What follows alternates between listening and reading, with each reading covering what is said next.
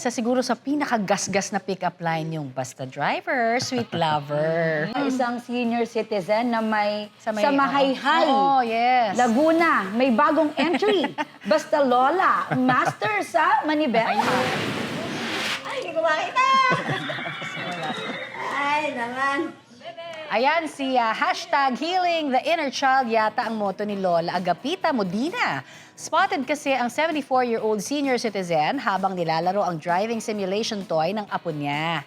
Kwento ng uploader na si Mommy Patricia, binili niya ang laruan para sa 1-year-old na anak na si Matthews. Nagulat na lang siya nang hawak na ng biyenan niya ang manibela ng laruan. Bukod sa pag-aalaga, test body raw kasi talaga ni Baby Matthew si Lola Agapita pagdating sa mga bagong laruan. Ang netizens feel good sa heartwarming video ni Lola.